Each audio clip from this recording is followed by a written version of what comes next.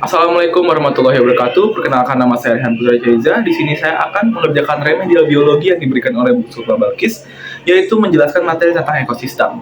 Pertama, saya akan menjelaskan apa sih yang dimaksud dengan ekosistem itu. Ekosistem merupakan suatu sistem ekologi yang terbentuk oleh hubungan timbal balik antara makhluk hidup dengan lingkungannya. Ekosistem sebagai suatu tatanan kesatuan yang secara utuh dan menyeluruh antara segenap unsur lingkungan hidup dan saling mempengaruhi. Ekosistem sebagai penggabungan dari setiap unit biosistem melibatkan interaksi timbal balik antara organisme dan lingkungan fisik, sehingga aliran energinya menuju pada suatu struktur biotik tertentu dan menjadi siklus materi antara organisme dan anorganisme. Matahari sebagai sumber dari semua energi. Dalam ekosistem, organisme pada komunitas berkembang bersama-sama dengan lingkungan fisik sebagai suatu sistem. Organisme kemudian beradaptasi lagi dengan lingkungan fisik. Sebaliknya, organisme juga mempengaruhi lingkungan fisik untuk kelangsungan hidupnya. Dan di sini saya akan menjelaskan pengertian dari menurut para ahli tentang ekosistem. Pertama dari Tinsley tahun 1935. Ekosistem sebagai suatu unit ekologi di mana di dalamnya terdapat struktur dan fungsi. Struktur dalam ekosistem tersebut berhubungan dengan keanekaragaman spesies atau dalam bahasa Inggris merupakan species diversity. Pada ekosistem yang memiliki struktur kompleks, maka akan mendapatkan keanekaragaman spesies yang cukup tinggi. Sedangkan fungsi yang dimaksud adalah yang berhubungan dengan siklus materi serta arus energi melalui komponen ekosistem. Lalu menurut Woodbury 1954, ekosistem menurut Woodbury merupakan tatanan kesatuan secara kompleks di sebuah wilayah yang terdapat habitat, tumbuhan, dan binatang.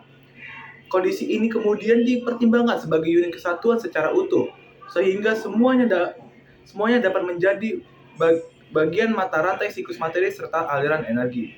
Lalu, menurut UU Lingkungan Hidup tahun 1997, ekosistem sebagai tatanan suatu kesatuan, cara yang begitu utuh serta menyeluruh antara segenap unsur lingkungan hidup untuk saling mempengaruhi. Unsur-unsur lingkungan ini dapat disebut juga unsur biotik dan abiotik, baik pada makhluk hidup maupun benda mati di dalamnya.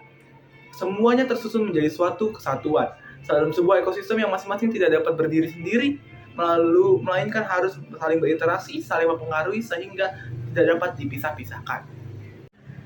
Lalu saya akan menjelaskan komponen dari ekosistem.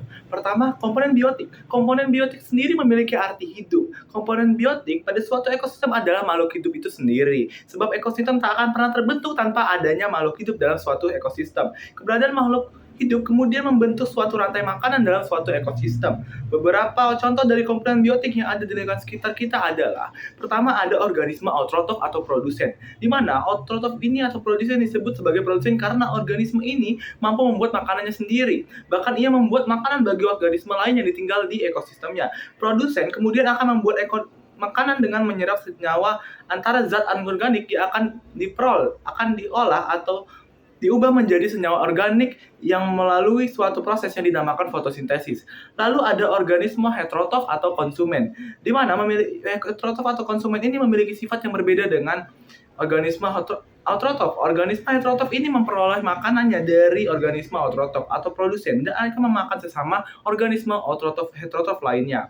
Sehingga dapat ditarik kesimpulan bahwa organisme heterotrof ada organisme yang menggunakan bahan-bahan organik dari organisme lain yang digunakan sebagai sumber energi dan makanannya. Sebagai contoh adalah manusia dan hewan. Ketiganya nanti dibagi lagi berdasarkan makanannya menjadi herbivora, karnivora, atau omnivora. Lalu ada pengurai atau decompositor, merupakan golongan terakhir dari komponen biotik. Dalam sebuah ekosistem, pengurai atau decompositor ini adalah organisme yang menguraikan sisa-sisa makhluk hidup yang telah mati. Dengan kata lain, pengurai adalah organisme yang bekerja untuk merubah bahan-bahan organik dari organisme yang telah mati menjadi senyawa organik melalui suatu proses yang dinamakan dekomposisi. Pengurai dan dekompositor akan menduduki jabatan paling penting dalam suatu rantai makanan di bumi, karena perannya paling akhir adalah kunci keberlangsungan rantai makanan. Beberapa contoh pengurai atau dekompositor yang ada di sekitar lingkungan tempat tinggal kita adalah ganggang, jamur, dan bakteri. Lalu, Kedua ada komponen abiotik. Nah, komponen kedua ekosistem adalah abiotik, komponen yang tidak hidup. Dengan kata lain, komponen abiotik adalah komponen yang terdiri dari benda-benda bukan makhluk hidup, tetapi ada di sekitar kita dan ikut mempengaruhi kelangsungan hidup. Beberapa jenis komponen abiotik yaitu suhu, sinar matahari, dan air. Dan banyak lagi benda mati yang ikut berperan dalam ekosistem. Berikut adalah beberapa di antaranya. Pertama, ada suhu. Nah, suatu proses biologis yang dipengaruhi oleh perubahan pada suhu. Contohnya, mamalia dengan burung sebagai makhluk hidup yang dapat mengatur sendiri suhu tubuhnya. Lalu ada air. Sebuah ketersediaan air dapat mempengaruhi distribusinya suatu organisme. Contohnya, organisme dapat beradaptasi dengan bertahan hidup dengan memanfaatkan ketersediaan air yang berada di padang pasir. Lalu ketiga ada sinar matahari. Intensitas dan kualitas pada sebuah cahaya matahari akan mempengaruhi proses fotosintesis. Karena air mampu menyerap cahaya sehingga proses fotosintesis dapat terjadi di sekitar permukaan matahari. Lalu ada macam-macam ekosistem atau jenis-jenis ekosistem. Ekosistem merupakan satu kesatuan fungsional antara komponen biotik dan abiotik, tak hidup atau tak mati ya, yang saling berinteraksi dan saling mempengaruhi dalam bentuk hubungan timbal balik antara satu dengan yang lain. Secara umum ada 3 tipe ekosistem, yaitu ekosistem air, ekosistem darat, dan ekosistem buatan. Yaitu pertama dari ekosistem air. Ekosistem air atau air tawar memiliki kadar garam yang sedikit dan dapat dibedakan berdasarkan keadaan air. Nah, contohnya adalah ekosistem laut. Ekosistem laut ini memiliki kadar garam yang tinggi dan memiliki pergerakan air yang dapat dipengaruhi oleh arah angin. Ekosistem estuary merupakan tempat bersatunya ekosistem sungai dengan laut. Estuary sering dipagari dengan lempengan lumpur intradal yang luas dan rawa garam. Lalu ada ekosistem pantai. Nah, letaknya berbatasan dengan ekosistem darat dan daerah pasang surut. Kondisi ekosistem pantai sangat dipengaruhi oleh siklus harian pasang surut air laut. Lalu ada ekosistem sungai. Sungai adalah suatu badan air yang mengaliri suatu arah air dingin dan jernih serta mengandung sedikit sedimen dan makanan. Ekosistem Temburu karang adalah daerah maritik yang pencairannya masih dapat ditembus oleh matahari, sering ditumbuhi dengan komunitas khusus yang berupa karang, batu, dan organisme tertentu. Lalu ada ekosistem laut dalam. Nah, yang dimaksud dengan ekosistem laut dalam, di sini adalah laut dengan kedalaman lebih dari 6.000 meter. Ekosistem ini tidak dapat diakses dari cahaya dari luar.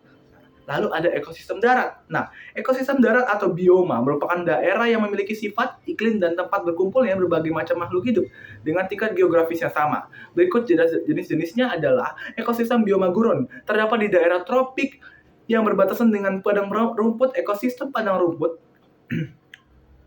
Lalu ada ekosistem padang rumput. Terdapat di wilayah atau daerah tropis yang hingga mempunyai iklim sedang. Lalu ada ekosistem hujan-hujan tropis, yaitu terdapat di daerah yang memiliki iklim tropis, yakni negara atau daerah yang dilalui oleh garis khatulistiwa. Lalu ada ekosistem hutan gugur, terdapat di daerah yang mengalami 4 musim, yakni musim panas, musim gugur, musim dingin, dan musim semi. Lalu ada ekosistem taiga, berada di wilayah atau daerah di antara daerah yang memiliki iklim subtropis dengan daerah yang memiliki iklim kutub. Lalu ada ekosistem tundra, berada di daerah terdingin yang ada di bumi, seperti Antartika. Lalu biasanya selama musim dingin tidak ada cahaya matahari yang masuk. Lalu ada ekosistem savana atau sabanas, berupa padang rumput dengan selingi oleh beberapa pohon serta berada di daerah yang memiliki iklim tropis. Lalu, yang terakhir adalah ekosistem buatan. Nah, ekosistem buatan atau ekosistem artifisial adalah ekosistem yang diciptakan manusia untuk memenuhi kebutuhannya. Definisi ekosistem buatan juga mencakup ekosistem yang terbentuk karena aktivitas atau usaha dalam pengelolaan atau mengadakan perubahan terhadap lahan. Contoh ekosistem buatan seperti bendungan, sawah, irigasi, perkebunan sawit, hutan tanaman produksi, dan lain-lainnya. Dan yang terakhir adalah pola interaksi dalam ekosistem. Pertama adalah simbiosis. Jadi interaksi dalam ekosistem yang pertama adalah simbiosis. Simbiosis adalah hubungan yang terjadi antara 2 organisme. Lalu simbiosis itu sendiri dibagi menjadi 3, yaitu simbiosis mutualisme, simbiosis komensalisme, dan simbiosis parasitisme. Lalu ada kedua adalah kompetisi. Nah, jenis interaksi selanjutnya adalah kompetisi. Di suatu ekosistem juga terdapat kompetisi, yaitu merupakan persaingan antara dua spesies. Lalu ada predasi. Predasi adalah interaksi antara pemangsa dengan mangsanya. Contoh seperti cheetah yang menunggu memangsa rusa atau singa yang memangsa zebra. Lalu ada rantai makanan. Rantai makanan adalah jalur pemindahan atau transfer energi dari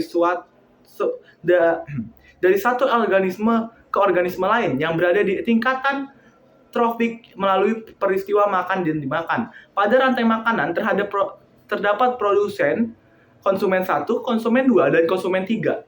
Alur pada rantai makanan bergerak secara linear dari produsen ke konsumen teratas.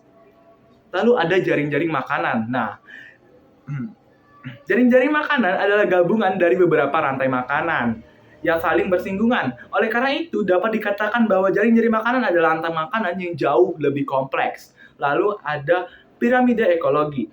Piramida ekologi adalah diagram yang menggambarkan susunan tingkat trofik satu dengan tingkat trofik lainnya berdasarkan jumlah biomasa dan kemampuan menyimpan energi dari setiap trofiknya.